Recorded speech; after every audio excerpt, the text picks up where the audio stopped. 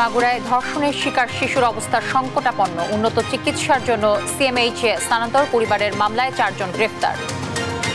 দেশের সাম্প্রতিক সহিংসতায় প্রধান উপদেষ্টার উদ্বেগ, নিরাপত্তা নিশ্চিতের নির্দেশ, 5 নারী ও নারী ক্রিকেট দলকে সম্মাননা। আজকের দিনে স্মরণ করি সেই সব শহীদ নারীদের যারা জুলাই গণ অভ্যুত্থানে সর্বোচ্চ আত্মত্যাগ করেছেন। নারীর প্রতি সহিংসতায় পতিত ফ্যাসিস্টের ষড়যন্ত্র আছে কিনা খতিয়ে দেখার আহ্বান বিএনপির, বিশৃঙ্খলার চেষ্টা প্রতিহতের আহ্বান। রাজধানীর নিরাপত্তায় অক্সিলারি ফোর্স নিয়োগ দিচ্ছে ডিএমপি, নিজ দায়িত্বে বাসাবাড়ি সুরক্ষার পরামর্শ, বনশ্রীর ঘটনায় গ্রেফতার 6। স্বৈরাচার নয়, মানবতা প্রতিষ্ঠাকারীর পাশে থাকবে যুক্তরাষ্ট্র, নতুন সরকার পেতে গণতন্ত্রের পথে হাঁটার তাগিদ সাবেক কূটনীতিকদের। ভারতে ইসরায়েলি পর্যটক সহ 2 নারী ধর্ষণের ঘটনায় তোলপাড়, অভিযুক্তদের দ্রুতই গ্রেফতারের আশ্বাস 2টি বিশেষ তদন্ত কমিটি। এবং জুলাই ওয়ানডে ও টি20 সিরিজ খেলতে বাংলাদেশে আসছে পাকিস্তান, সংক্ষিপ্ত ফরম্যাটে অধিনায়ক পরিবর্তনের আভাস।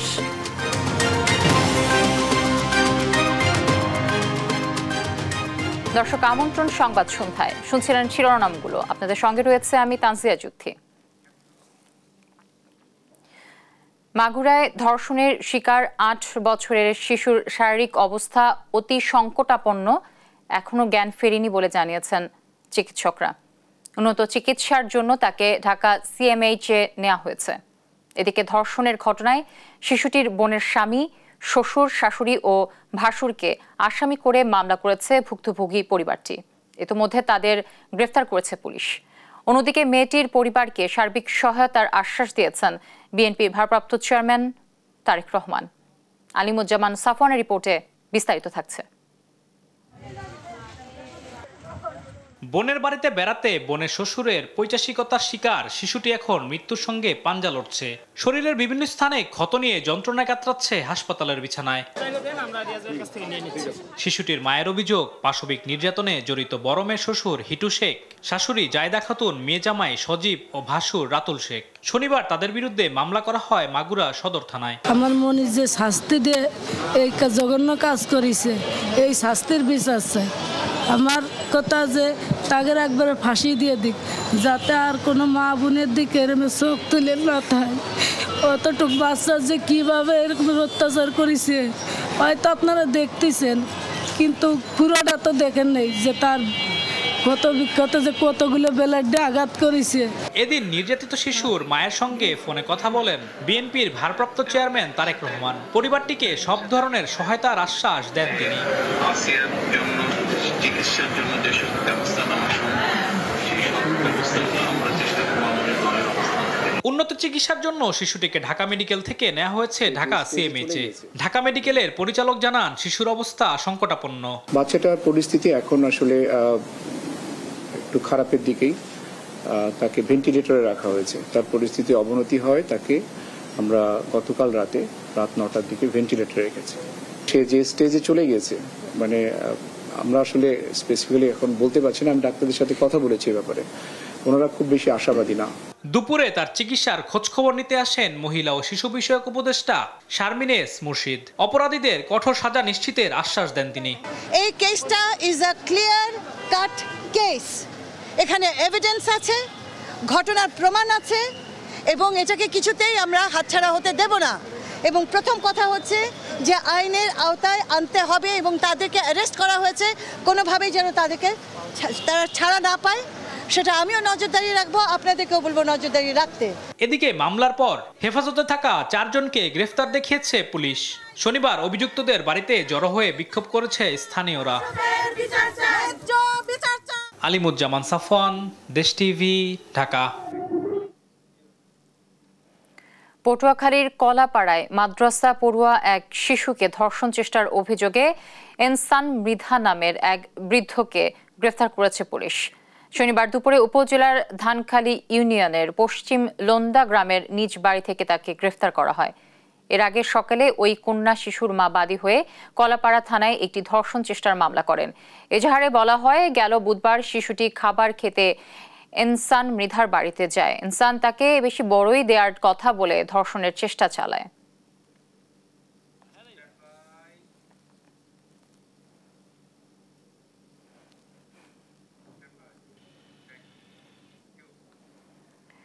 নতুন বাংলাদেশে নারী পুরুষের সম অধিকার প্রতিষ্ঠায় সরকার অঙ্গীকারবদ্ধ বলে জানিয়েছেন প্রধান উপদেষ্টা ডক্টর মোহাম্মদ ইউনূস। নারীর প্রতি সাম্প্রতিক সহিংসতায় গভীর উদ্বেগ জানিয়ে তিনি বলেন, নারী ও শিশু নিরাপত্তা নিশ্চিতে সর্বোচ্চ সজাগ থাকতে হবে। দেশে নৈরাজ্য সৃষ্টি করতে পতিত স্বৈরাচার বিপুল পরিমাণ অর্থ বিনিয়োগ করছে বলেও মন্তব্য করেন প্রধান উপদেষ্টা। শনিবার আন্তর্জাতিক নারী দিবসের আয়োজনে অদম্য নারী সম্মাননা তুলে দেন তিনি। ফাহিম ইউসুফের প্রতিবেদন। নারী দিবস উপলক্ষে মহিলা ও শিশু বিষয়ক মন্ত্রণালয় আয়োজিত অনুষ্ঠানে অংশ নেন প্রধান উপদেষ্টা ডক্টর মোহাম্মদ ইউনূস। শনিবার সকালে ওসমানী স্মৃতি মিলনায়তনে আয়োজিত অনুষ্ঠানে শ্রেষ্ঠ 5 অদম্য নারী ও বাংলাদেশ নারী ক্রিকেট দলের হাতে সম্মাননা পুরস্কার তুলে দেন তিনি। প্রধান অতিথির বক্তব্যে দেশে নারীর প্রতি সাম্প্রতিক সহিংসতায় গভীর উদ্বেগ জানান প্রধান উপদেষ্টা। বলেন, নতুন বাংলাদেশে নারী পুরুষের সম অধিকার প্রতিষ্ঠায় সরকার অঙ্গীকারবদ্ধ। নারীদের অর্থনৈতিক ক্ষমতায়নে সরকার সবসময় সচেষ্ট, এই জন্য বিভিন্ন ধরনের উদ্যোগ চলমান।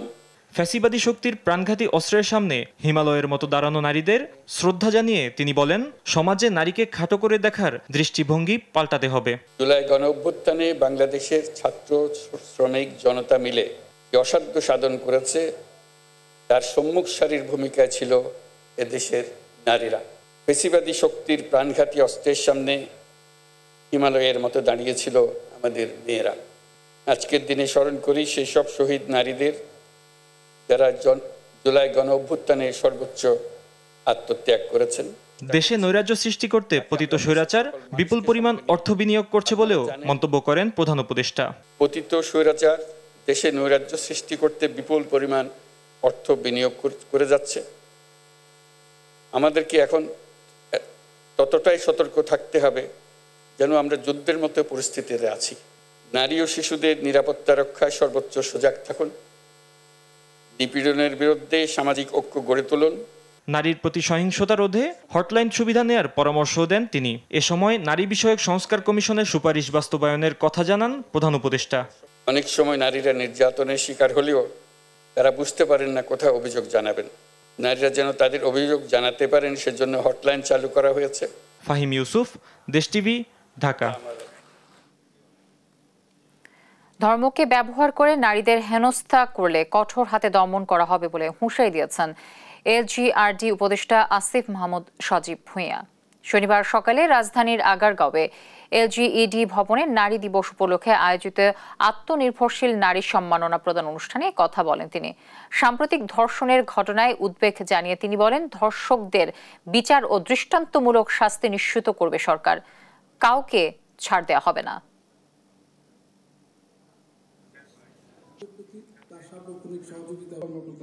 জুলাই গণঅভ্যুত্থান পরবর্তী সময়ে আইনশৃঙ্খলা আর আইনশৃঙ্খলার যেই পরিস্থিতি, তার কারণে বিভিন্ন মহল বিভিন্ন ধরনের সুযোগ নেওয়ার চেষ্টা করছে। অনেকেই ধর্মকে ব্যবহার করে নানাভাবে নারীদেরকে নিচু করে দেখানোর এবং হ্যারাসমেন্ট করার মতো ঘটনা ইতিপূর্বে ঘটেছে। আমরা স্পষ্টভাবে বলে দিতে চাই, আমাদের ধর্ম এই বিষয়টাকে অ্যালাউ করে না। আমাদের ধর্ম আমাদের নারীদেরকে সর্বোচ্চ সম্মানের জায়গায় রাখার স্বীকৃতিটা দিয়েছে। যারা এই ধরনের কার্যক্রমের সাথে যুক্ত হয়েছে কিংবা হচ্ছে, তাদেরকে আমরা সতর্ক করে দিতে চাই, সরকার এক্ষেত্রে কোনো প্রকার ছাড় দেবে না এবং সামনের দিনগুলোতে এই ধরনের ঘটনা ঘটানোর কেউ চেষ্টা করলে সেটাকে কঠোর হস্তে দমন করা হবে। নারীদের প্রতি সহিংসতা উদ্বেগজনকভাবে বেড়ে যাওয়ার পেছনে পতিত ফ্যাসিবাদের কোনো ষড়যন্ত্র আছে কিনা তা খতিয়ে দেখতে হবে বলে মন্তব্য করেছেন বিএনপির স্থায়ী কমিটির সদস্য সালাউদ্দিন আহমেদ। আর ধর্মের নামে দেশে বিশৃঙ্খলা সৃষ্টির চেষ্টা করলে দেশের মানুষ মানবে না বলে দাবি করেছেন দলটির স্থায়ী কমিটির আরেক সদস্য ইকবাল হাসান মাহমুদ টুকু। বিস্তারিত সাইফুল রিপনের প্রতিবেদনে। বিএনপির ভারপ্রাপ্ত চেয়ারম্যান তারেক রহমানের 19তম কারাবন্দী দিবস উপলক্ষে জাতীয় প্রেস ক্লাবে আলোচনা সভার আয়োজন করে উত্তরাঞ্চল ছাত্র ফোরাম। কতিপয় প্রশাসনিক কর্মকর্তারা তার সাথে যে দুর্ব্যবহারগুলো করেছিল পরবর্তীতে আমরা শুনেছি। বিএনপির স্থায়ী কমিটির সদস্য ইকবাল হাসান মাহমুদ টুকু বলেন, বিভিন্ন শ্রেণী গোষ্ঠীর নাগরিক সংস্কৃতি বন্ধ ও ধর্ম চাপিয়ে দেওয়ার মধ্য দিয়ে ঘোলা পানিতে মাছ শিকারের চেষ্টা করছে একটি গোষ্ঠী। যারা যে দেশের মাটিতে বড় হয়ে আসছে, তাদের যে সংস্কৃতি আছে ধারণ করে, সুতরাং এই জিনিসগুলোকে বন্ধ করার যে আজকে অপচেষ্টা চলছে, এটা অন্য কোনো কিছু না। এটা হচ্ছিল বাংলাদেশের মধ্যে অস্থিতিশীলতা তৈরি করা, যাতে আবার পতিত সরকার ঘোলা পানিতে প্রবেশ করতে পারে। আগামী দিনের নির্বাচন বিএনপির জন্য সবচেয়ে কঠিন হবে, এবং আমি বলতেছি সবচেয়ে কঠিন হবে। আমাদেরকে নানান শক্তির বিরুদ্ধে লড়াই করতে হবে। কেউ ধর্মের ট্যাবলেট বেচছে, কেউ খেলাফতের ট্যাবলেট বেচছে, নানানজন নানান ট্যাবলেট দিয়ে মানুষের মনকে, ধর্মপ্রিয় মানুষের মনকে ঘুরানোর জন্য চেষ্টা করছে। আন্তর্জাতিক নারী দিবসে আয়োজিত র্যালি উপলক্ষে রাজধানীর নয়াপল্টনে দলের কেন্দ্রীয় কার্যালয়ের সামনে র্যালি পূর্ব সংক্ষিপ্ত সমাবেশ করে জাতীয়তাবাদী মহিলা দল। সমাবেশে বিএনপি নেতারা অভিযোগ করেন, মব কালচারের নামে বিশৃঙ্খলা রোধে ব্যর্থ হচ্ছে সরকার। দেশ জুড়ে নারীর উপর সহিংসতা বেড়ে যাওয়ায় উদ্বেগ জানান তারা। কোনো উগ্রগোষ্ঠী যদি তার প্রেসক্রিপশন অনুযায়ী চলাতে চায়, তাহলে আপনার সমাজ অগ্রগতি লাভ করবে না, সমাজ এগিয়ে যাবে না। কেন এখনো নারী ধর্ষণ হচ্ছে, বাসে ধর্ষণ হচ্ছে, পথে ঘাটে নারীকে নির্যাতন, নারীকে হেনস্থা করা হচ্ছে, মাইকিং করে? কোন মব জাস্টিস? কারা এটা করছে? সরকার কেন চুপচাপ? সরকার কেন কথা বলছে না? ঢাকা বিশ্ববিদ্যালয়ের টিএসসিতে আন্তর্জাতিক নারী দিবসের আলাদা এক আয়োজনে অংশ নিয়ে নারীর ওপর সহিংসতা বেড়ে যাওয়ায় উদ্বেগ জানান বিএনপির স্থায়ী কমিটির সদস্য সালাউদ্দিন আহমেদও। সকল সংস্থাকে অনুরোধ করব, আপনারা সুষ্ঠু তদন্তের মাধ্যমে প্রত্যেকটি ঘটনার রহস্য উন্মোচন করুন, এবং এর মধ্যে পতিত ফেসিবাদের দোষরদের কোনো কারকাজ আছে কিনা, কোনো কারসাজি আছে কিনা, কোনো চক্রান্ত আছে কিনা আপনারা বের করুন। নারীর ওপর সহিংসতার ঘটনা কঠোর হাতে দমন করতে না পারলে দেশের ভাবমূর্তি নষ্ট হবে বলেও মন্তব্য করেন সালাউদ্দিন আহমেদ। খুব কঠোর হস্তে দমন করতে হবে। সাইফুল রিপন, দেশ টিভি, ঢাকা। আর যদি মব সৃষ্টি করে নারীকে হেনস্থার ঘটনা ঘটে, তাহলে আইন শৃঙ্খলা বাহিনী সহ সংশ্লিষ্ট মন্ত্রণালয়কে ব্যর্থ বলে মনে করা হবে, এমন মন্তব্য করেছেন জাতীয় নাগরিক কমিটির উত্তরাঞ্চলের মুখ্য সংগঠক সার্জিস আলম। শনিবার বিকেলে নারী দিবসে জাতীয় জাদুঘরের সামনে এনসিপি আয়োজিত বিক্ষোভ সমাবেশে কথা বলেন তিনি। এ সময় জাতীয় নাগরিক পার্টিতে যুক্ত নারীদের টার্গেট করে প্রোপাগান্ডা ছড়ানো হচ্ছে বলে অভিযোগও করেন সার্জিস আলম। নিয়াজ মোর্শেদের প্রতিবেদন। সম্প্রতি দেশজুড়ে নারীর প্রতি সংঘটিত ধারাবাহিক সহিংসতা, নিপীড়ন ও সাইবার হয়রানির প্রতিবাদ এবং আন্তর্জাতিক নারী দিবস উপলক্ষে ন্যাশনাল সিটিজেন পার্টির এই বিক্ষোভ সমাবেশ। গণ অভ্যুত্থানের পর দেশে নারী নির্যাতন, রাস্তাঘাটের নিরাপত্তা সহ নানা ইস্যুতে কথা বলেন জুলাই আন্দোলনের নিহত ও আহতদের পরিবারের সদস্যরা।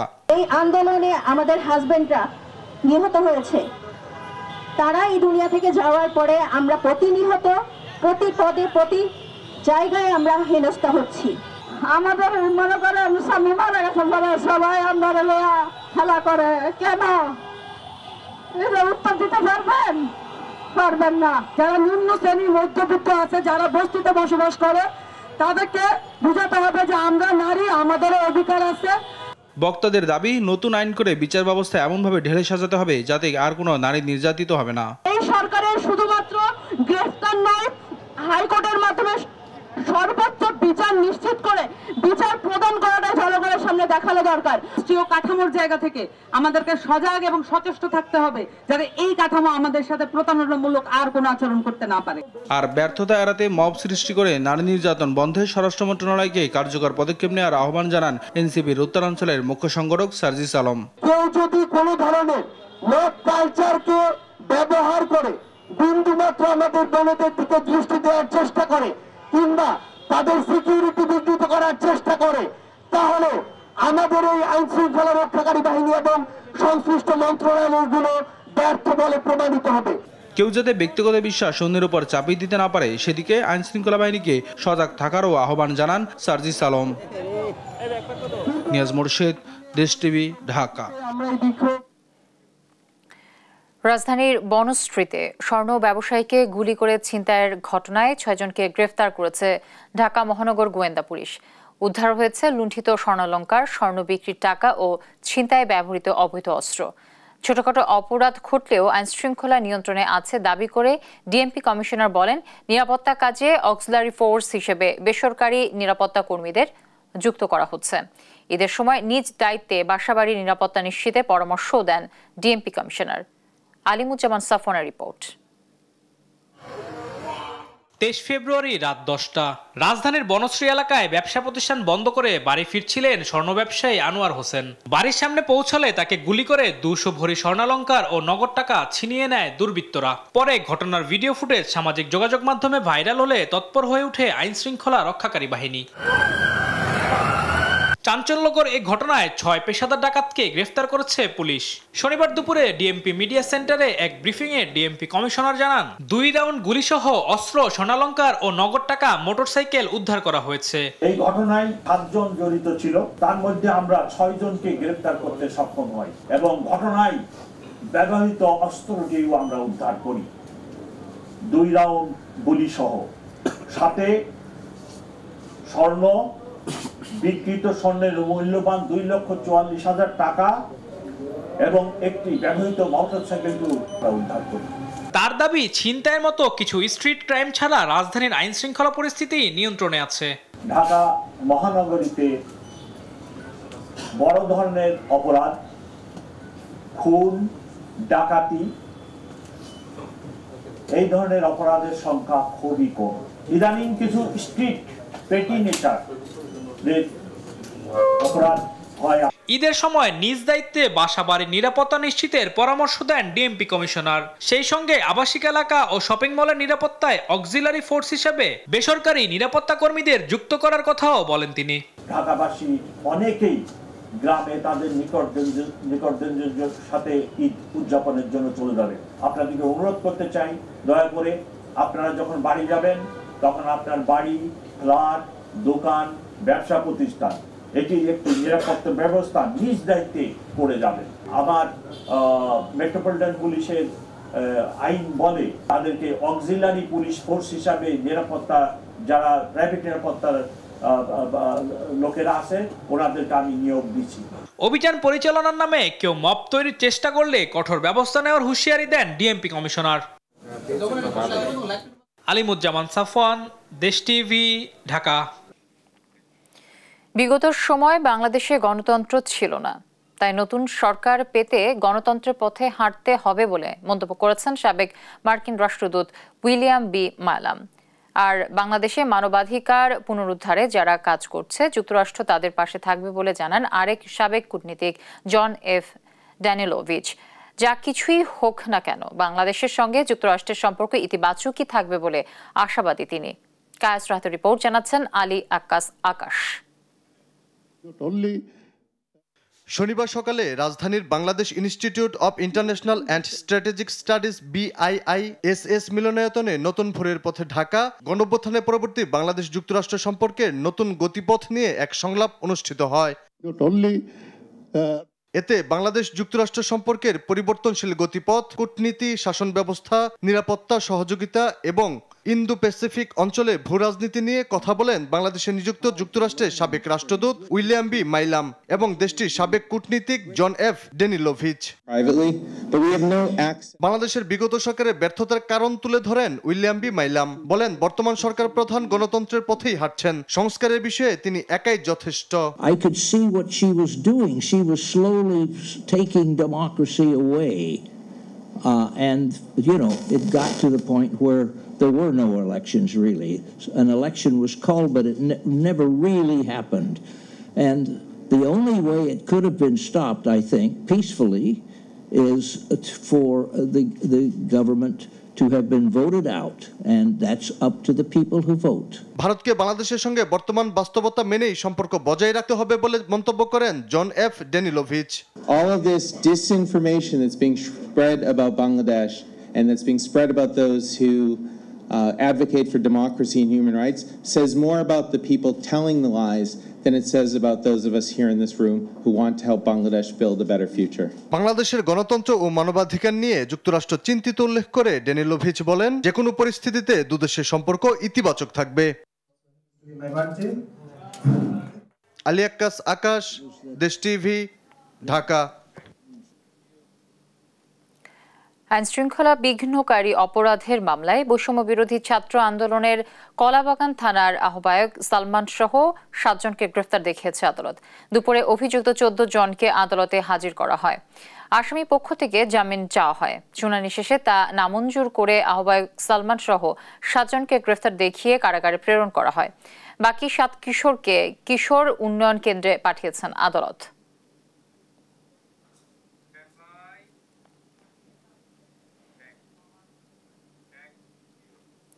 পল্টন থানার মামলায় নিষিদ্ধ সংগঠন হিজবুত তাহরির 17 সদস্যের 5 দিনের রিমান্ড মঞ্জুর করেছেন। শনিবার আসামিদের নিম্ন আদালতে হাজির করা হয়। অধিকতর তদন্তের জন্য প্রত্যেকের 10 দিন করে রিমান্ড আবেদন করেন তদন্ত কর্মকর্তা পল্টন থানার উপপরিদর্শক মোহাম্মদ নূর ইসলাম। এ সময় আসামি পক্ষ জামিন চাওয়া হয়।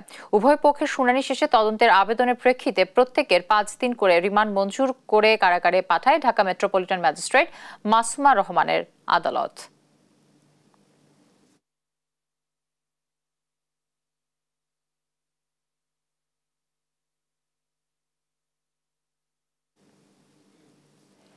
পঞ্চগড়ের ভিতরগড় সীমান্তে ভারতীয় সীমান্তরক্ষী বাহিনী বিএসএফ এর গুলিতে এক বাংলাদেশের মৃত্যু হয়েছে। জানা গেছে, গরু ব্যবসায়ী আল আমিন 3 দিন ধরে নিখোঁজ ছিলেন। শুক্রবার ভোরে ভারতীয় ভাটপাড়া ক্যাম্পের বিএসএফ টহল দল আল আমিন সহ বেশ কয়েকজনকে সীমান্ত এলাকায় দেখে তাদের উপর গুলি চালায়। অন্যান্যরা পালিয়ে যেতে পারলেও নিহত হয় আল আমিন। পরে বিএসএফ তার মরদেহ সীমান্তের ওপারে নিয়ে যায়। পরে নীলফামারী 56 বিজিবি অধিনায়ক ভারতের 46 বিএসএফ এর সঙ্গে পতাকা বৈঠক করেন। বৈঠকে হত্যাকাণ্ডে করা প্রতিবাদ জানিয়ে মরদেহ ফেরত দেওয়ার আহ্বান জানান 56 বিজিবি অধিনায়ক লেফটেন্যান্ট কর্নেল শেখ মোহাম্মদ বদরুদ্দোজা। রাতে 3টার সময় মনে করে ফায়ার করছে, গুলির শব্দ আমরা শুনছি। শোনার পরে আমরা বাইরে এলাম, চেঁচাচেঁচি করতেছে। সকালে আমরা শুনতে পারছি যে ওকে নাকি ফায়ার করছে। ওটা শুনে মানে আমরা আসছি।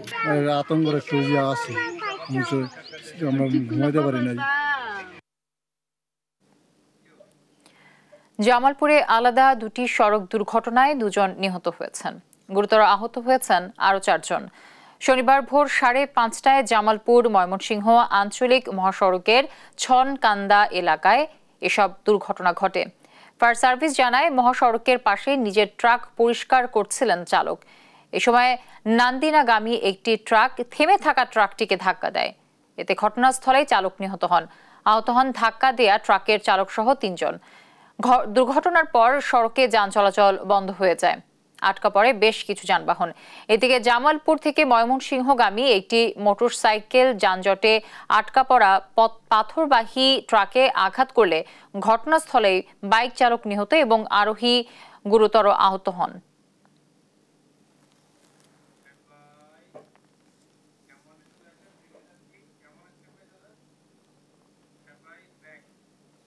দেখছেন সংবাদ সন্ধ্যা।